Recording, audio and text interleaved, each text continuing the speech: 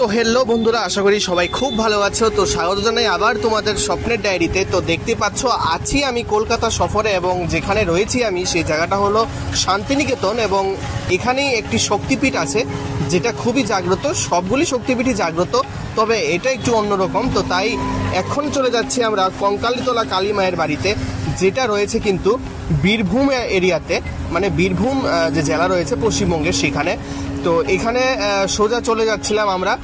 মোটামুটি আমরা যেখানে ছিলাম সেখান থেকে আসতে প্রায় 45 মিনিটের মতো সময় লেগেছে। আমরা একটা টোটো বুক করেছিলাম, আর এটা হলো সেই যাওয়ার রাস্তাটা। সেখানে কিন্তু খুব সুন্দর করে অনেক ডালা রয়েছে, ডালা তৈরি করে রাখা হয়েছে, মালা রয়েছে, ফল মাকে ভোগ দেওয়ার জন্য বিভিন্ন ফল রয়েছে এখানে। মাকে ফল ভোগ হিসাবে দেওয়া হয় এখানে। তো এখানে বিভিন্ন ফল, মালা এবং হাতে বাঁধানোর অনেক জিনিস রয়েছে, যেগুলো খুব সুন্দর করে বিক্রি হচ্ছে। এই হলো জয় মা কঙ্কালী। তো মন্দিরটার নাম হলো কঙ্কালীতলা কালী মায়ের বাড়ি। তো এখানে কিন্তু মন্দিরের পাশাপাশি কিন্তু এখানে অনেক জিনিসের চর্চা হয়, যেমন এখানে মন্ত্র সাধনাও করা হয়, যেরকম আমরা গিয়ে লক্ষ্য করলাম।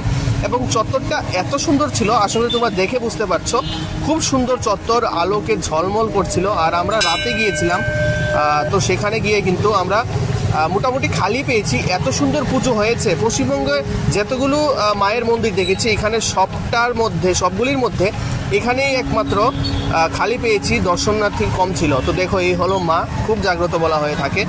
তো তাই এখানে আসলাম, এবং এসে এত সুন্দর পুজো হয়েছে। মায়ের চরণের সিঁদুর আর মায়ের আশীর্বাদ, কিন্তু পায়ের আশীর্বাদ আমরা পেয়েছি। তো সেক্ষেত্রে কিন্তু খুব সুন্দরভাবে পুজো আমরা দিতে পেরেছি, সেটা কিন্তু সত্যি খুব ভাগ্যের ব্যাপার। আর আমরা অত্যন্ত টায়ার্ড ছিলাম সেদিন, তবে সব কিছু যেন ভুলেই গিয়েছি সেখানে গিয়ে।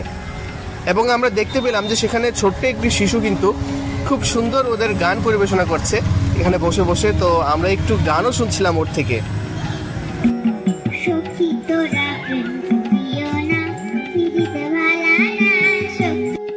আর এই জায়গাটা হলো বলির জায়গা, যেখানে বলি দেওয়া হয়, এবং প্রত্যেক অমাবস্যা তিথিতে এখানে শুনেছি যে বলির প্রথা রয়েছে। এবং মায়ের কিন্তু খুব সুন্দর এখানে আসনে সজ্জিত রয়েছে, যেটা এখানে মন্ত্র সাধনা করছে একজন দেখা যাচ্ছে। তো সেক্ষেত্রে কিন্তু জায়গাটা খুব সুন্দর, আর একটু নিস্তব্ধ এরিয়া, কোনো সারা শব্দ নেই এখানে। গাড়ি ঘোড়ার সারা শব্দ মোটামুটি কমই পাওয়া যায়। খুব সুন্দর, এবং অবশ্যই এসে মন ভরে যাবে। আর আমরা সত্যি এখানে যারা ছিলাম, আর এখানে দেখো উপরে একটা অন্যরকম জিনিস দেখলাম। এখানে শক্তিপীঠ, 51টা যে শক্তিপীঠ রয়েছে, শক্তিপীঠগুলি কোথায় কি পড়েছে, মায়ের কোন অঙ্গ কোথায়, সেটার খুব সুন্দর করে বর্ণনা ছবির আকারে দেওয়া হয়েছে। যেমন নন্দীপুরে হাড় পড়েছে মায়ের, যশোরে পড়েছে পানিপদ্ম বা বক্রেশ্বরে পড়েছে, মানে আরও অনেক কী পড়েছে সেগুলো সব খুব সুন্দর করে। যেমন ত্রিপুরায় দক্ষিণ চরণ পড়েছে। এখানে অনেক সুন্দর সুন্দর করে দেখানো হয়েছে যে মায়ের কোন অঙ্গটা কোথায় পড়েছে। 51টা যে জায়গা রয়েছে, সেই 51 জায়গার নাম ছবি সহ কিন্তু দেওয়া আছে। আমরা সবাই জানি যে পৌরাণিক কাহিনী অনুসারে যখন সতীর মৃত্যু হয়েছিল, তখন কিন্তু যে শিব পাগল হয়ে গিয়েছিল, মানে সম্পূর্ণ পৃথিবী ধ্বংস করতে চলেছিল।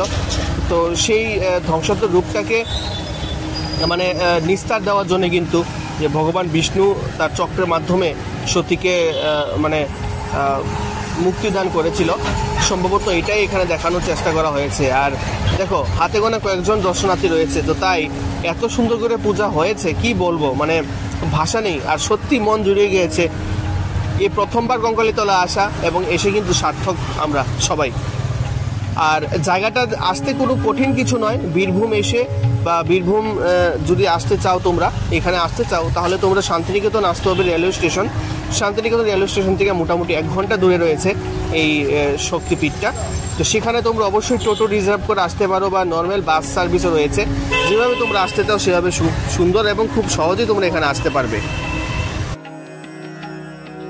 ঠাকুর চাইলে সব কিছুই হয়। তো সেক্ষেত্রে আসবো কি আসবো না ভাবছিলাম মা কঙ্কালীতলা শক্তিপীঠে। তো এসে এত সুন্দরভাবে পুজো হয়েছে, সেটা সত্যি মন জুড়ে গিয়েছে। এত সুন্দরভাবে পুজো হয়েছে, তো সব ঠাকুরের ইচ্ছা, ঠাকুরের কৃপা, মায়ের কৃপা। তো এখানে আসলাম, সত্যি মন ভরে গেল। এই ব্লগটা একমাত্র তোমাদের জন্য, সবটা দেখতে থাকো, সঙ্গে থাকো। তো চলো, এই ছোট ব্লগটা সবটা ছিল তোমাদের জন্য। তো দেখা যাক, আরেকটি ব্লগের সঙ্গে ফিরছি খুব শীঘ্রই। তো ততক্ষণ তোমরা অনুভব করো। এবং আমরা এখান থেকে সোজা বেরিয়ে যাচ্ছিলাম, আমাদের শেষ এখানে পুজো অর্চনা, এবং বাবা বোনের সঙ্গে এসেছিলাম। এবং সেই জায়গা থেকে এখন বাড়ি ফেরার পালা, মানে যে